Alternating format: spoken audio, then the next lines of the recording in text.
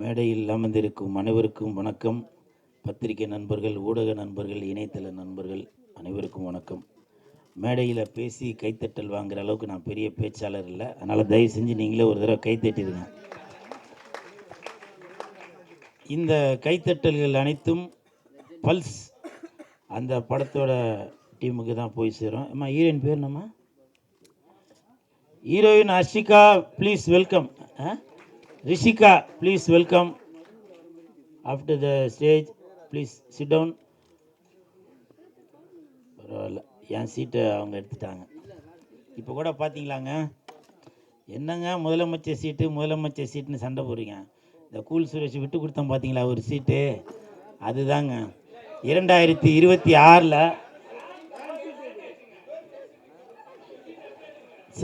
சரி பரவாயில்லப்பா, 2 பெண்களுக்கு நடுவுலையாச்சும் கூல் சுரேஷை உட்கார வைக்கணும்னு தோணுச்சுல, அந்த இயக்குனருக்கு என் மனமார்ந்த நன்றிகளை தெரிவித்துக் கொள்கிறேன். இப்படித்தாப்பா எப்போ இடம் கிடைக்கும் அதில் போய் உக்காரலாம் அப்படின்னு நிறையா பேர் வெயிட் பண்ணிட்டு இருக்கீங்க. 2026 அதுக்கான பதில் வரும். சரி ராஜன் சார், நீங்கள் வாழ்த்த வந்ததில் ரொம்ப நன்றிங்க சார். அப்புறம் டென்னி சார், நீங்களும் வாழ்த்த வந்ததில் ரொம்ப நன்றி. எங்கே பல தடவை அவருக்கு நான் ஃபோன் பண்ணேன், ஏன்னா அவர் ஏற்கனவே ஒரு படம் ஒன்று எடுத்தார், அந்த படத்துக்கு நான் தான் ப்ரமோஷன் பண்ணேன். அதுக்கடுத்து அவர் ஒரு படம் ஒன்று டைரக்ஷன் பண்ணுறாருன்னு கேள்விப்பட்டவுடனே சாருக்கு நான் பல தடவை ஃபோன் அடித்தேன், ஒரு தடவை கூட எடுக்கலை. இருந்தாலும் அடுத்த படத்திற்கு நான் கண்டிப்பாக இப்போவே நான் சொல்கிறேன், அவரோட படத்திற்கு என்னை பயன்படுத்தாட்டியும் அவரோட படத்துக்கு நான் சப்போர்ட் பண்ணுவேன் சார். சரிங்களா? இது நான் சினிமா மீது நான் வைத்திருக்கிற லவ். இது படம் ஃபைல்ஸ், இது ஃபைல்ஸ்ன்னு தாங்க ஞாபகம் வருது. உண்மையிலே நான் நடந்தது ஒன்று சொல்கிறேன். இந்த படம் நான் நடிக்கிறப்ப படத்துக்கு பேர் வைக்காமல் தான் இருந்துச்சு. அப்புறம் ஒரு கொஞ்ச நாள் கழித்து படத்துக்கு பேர் வச்சுட்டு டைரக்டர் நவீன் சார் எனக்கு வாட்ஸ்அப்பில் அனுப்பிச்சார், ஏன்னா ஸ்டில் அனுப்பிச்சிருக்கேன் பாருங்கண்ணே அப்படின்னு. நான் படிச்சுட்டு அது நமக்கு இங்கிலீஷ் தான் அரகுறல்ல, ஃபைல்ஸ்ன்னு படிச்சுட்டு என் கூட இருக்கவன்ட்டு வர காமிச்சா, இது என்னடா ஒழுங்கா, அப்போ அவனும் ஃபைல்ஸ்ன்னு படிச்சிட்டான். அதுக்கப்புறம் எனக்கே ஒரே டவுட், ஏன்னா இந்த படத்தில் ஹீரோ மகேந்திரன் ஃப்ளாஷ்பேக்லேயும் வருவார். அப்போ ஏதோ ஃபைல்ஸ்னால் ஏதோ ஒரு ப்ராப்ளம் போல், ஸோ அதனால் ஏதோ ரிவெஞ்ச் எடுப்பார் போல் அப்படின்னு நானே ஒரு கற்பனை. ஏன்னா ஆரி உதயகுமார் சார் எல்லாமே இருந்ததுனால, அப்போ ஏதோ இப்போ ஃபைல்ஸ்னால் ஏதோ இப்போ ப்ராப்ளம் வந்ததுனால, அதனால் ஏதோ ஆப்ரேஷன் பண்ணி ஏதோ ஒன்று பண்ணுவார் போல் அப்படின்னு எனக்குள்ளே ஒரு இதாக இருந்துச்சு. அப்போ நான் டேரக்டர்கிட்ட கேட்டேன், என்ன சார் ஃபைல்ஸ்ன்னு பேர் வச்சுருக்கீங்களே சார் அப்படின்னு. அப்போ அவர் சொன்னார், அண்ணா அப்படி இல்லைண்ணே, அது பல்ஸ்ண்ணே, இந்த ஆஸ்பத்திரியில் இப்படி போட்டிருப்பாங்கல்ல அதுதானே அப்படின்னாரு.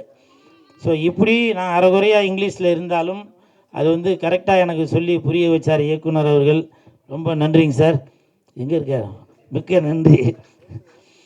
நவீன் சார் கண்டிப்பாக இந்த படத்தில் வின் பண்ணிடுவார்.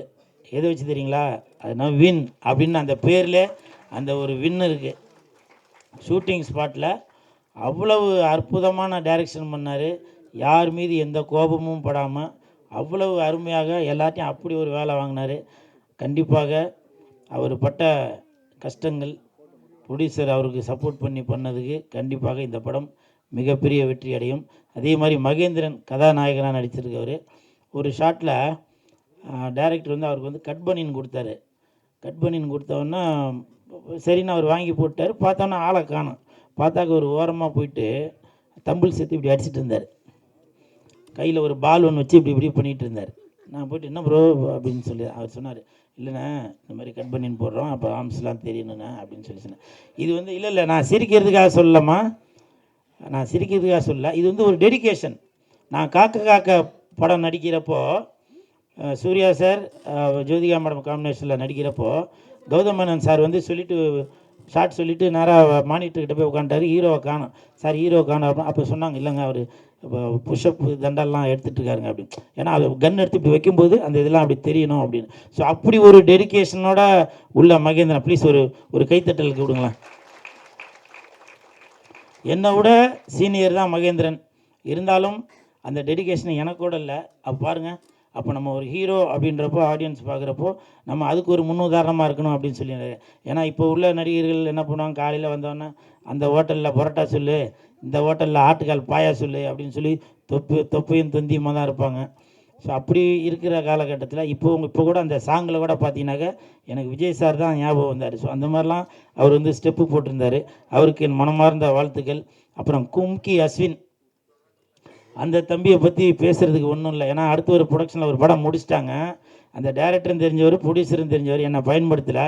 அந்த படம் ஆடியோ ரிலீஸ் அப்போ அவனுங்க வந்து உன்னைய பற்றி பெருமையாக பேசுவாங்க. அப்போ நீ பேசிக்க, சரியா? அந்த கும்கி அஸ்வின் கூட இந்த படத்தில் நடித்ததில் ரொம்ப சந்தோஷம். நல்லா கோஆப்ரேட் பண்ணாப்புல. உங்களுக்கு மனமார்ந்த வாழ்த்துக்கள். அப்புறம் தம்பி சரத்து எப்போவுமே ஜிம்மில் இருந்து தான் வீடியோவாக போட்டுட்ருப்பான். இங்கே வந்து என்னென்னவோ போடுறான். நீ பரவாயில்ல, நீ வந்து அந்த சேனல்லேருந்து தான் வந்தேன்னு அடிக்கடி நிரூபிச்சிட்ருக்க. மொக்க காமெடியாக இருந்தாலும் உன்னை நான் கைத்தட்ட வச்சுருந்தேன் பார்த்தியா. மிக்க நன்றி, சூப்பர்பா, வாழ்த்துக்கள். அப்புறம் தங்கச்சி அர்ச்சனா, அதாவது என்னை பற்றி நிறையா பேர் என்னப்பா ஏதோ கோமாளித்தனமாக ஏதோ ஒன்று அப்படி பேசி தான் கமெண்ட்டில் அது இதெல்லாம் திட்டுவாங்க. ஆனால் தங்கச்சி அர்ச்சனாவுக்கு தெரியும். நானும் அர்ச்சனாவும் பிக் பாஸில் இருக்கும்போது 100 நாள் ஒன்றாவே இருந்தோம். இது சொல்லாமல் என்னன்னு தெரியல, இருந்தாலும் சொல்கிறேன். என்னை வந்து ஏதோ அப்படி இப்படின்னா பெண்களை அப்படி இப்படின்னு ஏதோ இது பண்ணியிருந்தீங்க இல்லையா, அந்த தங்கச்சிக்கு தெரியுங்க. அந்த தங்கச்சிக்கு பெண்களுக்கான அந்த வயிறு வலி வந்தப்போ அப்போ என்கிட்ட வந்து சொல்லும், என்ன சுடுதண்ணி வச்சு கொடுங்கண்ணே. அவ்வளோ பேர் இருந்தாங்கல்ல. அப்போது என்ன ஒரு கூட பிறந்த அண்ணனா நினச்சி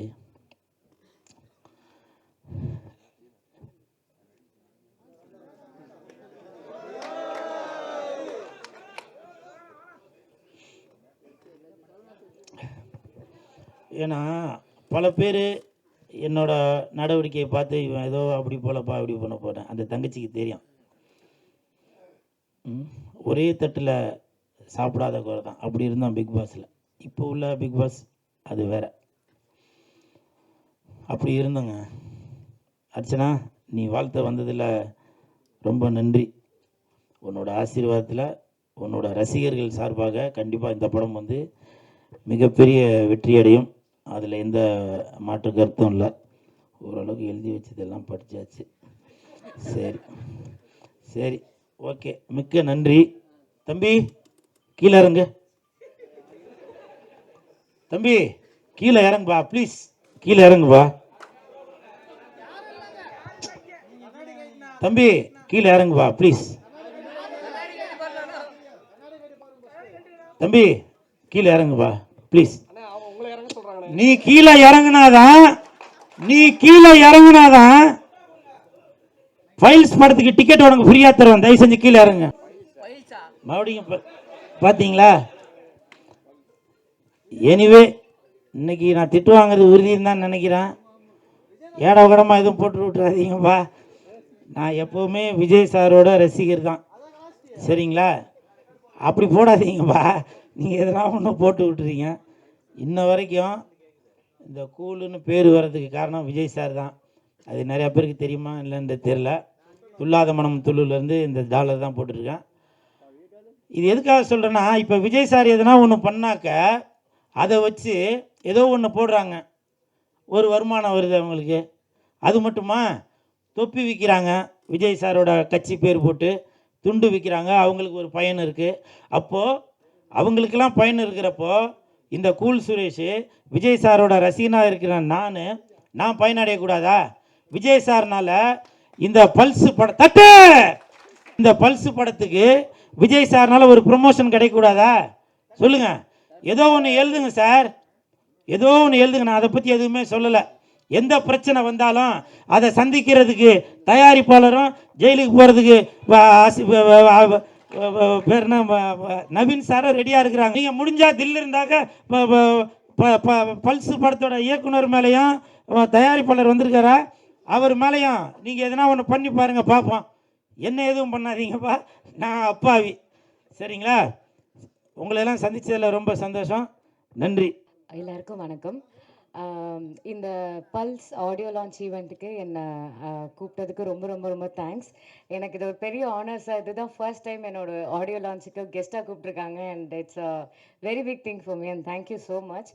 and I wish the entire cast and crew of Pulse team a very all the best. அண்ட் இந்த படம் ஒரு ஹியூஜ் சக்ஸஸாக வரணும்னு கடவுளை வேண்டிக்கிறேன். Thank you very much. இங்கே எல்லோரும் வந்திருக்கீங்க. எல்லாருக்குமே வந்து முதல்ல என்னுடைய நன்றிகளை சொல்லிக்கிறேன். ரொம்ப ரொம்ப நன்றி இங்கே வந்ததுக்கு எல்லாருமே வந்து.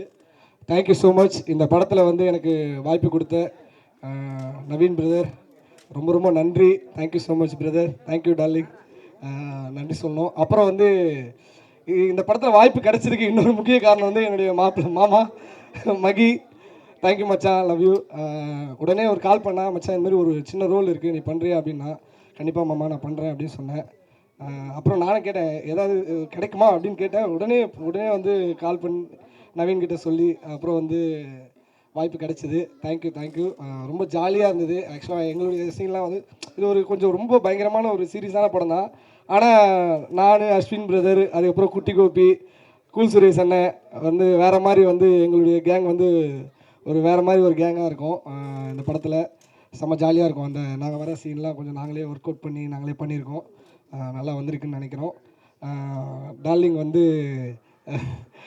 DOP Ravi darling, thank you darling. எங்களை வந்து அழகாக காமிச்சதுக்கு. முக்கியமாக இது நான் இல்லை, இந்த போஸ்டரில் இருக்குது பிரதர் நவீன் ப்ரோ. யார் அது?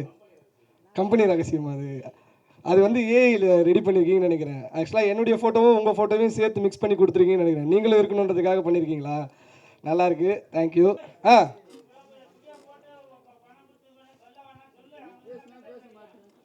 உன்னை பற்றி சொல்லவா? வந்தோடனே என்ன சொன்னேன்? அந்த சீசன் போனது போல இந்த சீசன் போயிருக்கலாம், பாருவாது இருந்தது, ஜாலியாக இருந்திருக்கும் அப்படின்னு சொல்லிட்டு இருந்தார். நான் போன சீசன் வந்து போரு, இந்த சீசன் போயிருந்தால் எனக்கும் பாருக்கும் வேறு லெவலில் வாராக இருந்திருக்கும். நீ தானே சொன்ன? சரி, எதுக்கு இந்த சீசன் ரொம்ப பிடிக்குதுன்னு சொன்னேன்? அங்கே தான் ஆல்ரெடி பாருக்கும் கம்முருக்கும் ஏதோ ஒன்று போயிட்டுருக்கு. என்ன தெரியும்?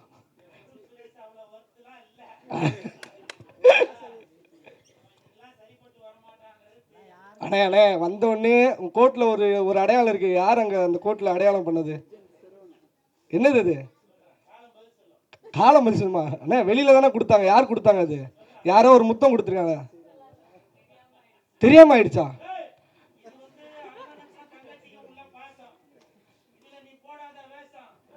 தம்பி கீழே இறங்குங்க, தேங்க்யூ. சரி அண்ணா, கூல் சுரேஷ் அண்ணனை பற்றி சொல்லி ஆகணும். வேற லெவல் வந்து எனர்ஜி. அவர் வந்து இப்பா ஐயோ அண்ணே லவ் யூண்ணே. செம்மையாக இருந்தது. ஷூட்டிங் ஸ்பாட்லாம் வந்து எங்களை ஜாலியாக சிரிக்க வச்சுக்கிட்டு செம்மையாக இருந்தது. அந்த டைம் வந்து கட்சிலாம் ஆரம்பிக்க போகிறோன்னு சொல்லிட்டு, அண்ணா அந்த கட்சி பேர்லாம் சொல்லணுமா? சிஎஸ்கே கட்சிலாம் ஆரம்பிக்க போகிறோன்னு சொல்லி என்னது கூல் சுரேஷ் கட்சின்னு ஒன்று ஆரம்பிக்க போகிறாரு. கூடிய சீக்கிரத்தில் வந்து 2026 எதிர்பார்க்கலாம். அப்புறம் வந்து சார் ராஜன் சாருக்கு வந்து என்னுடைய சார் வணக்கம் சார். நன்றி சார், இங்கே வந்ததுக்கு ரொம்ப ரொம்ப நன்றி. ரொம்ப வந்து சூப்பராக வந்திருக்க படம். எல்லாருமே வந்து நீங்கள் வந்து சப்போர்ட் பண்ணணும். கண்டிப்பாக சப்போர்ட் பண்ணுங்கள். Thank you so much.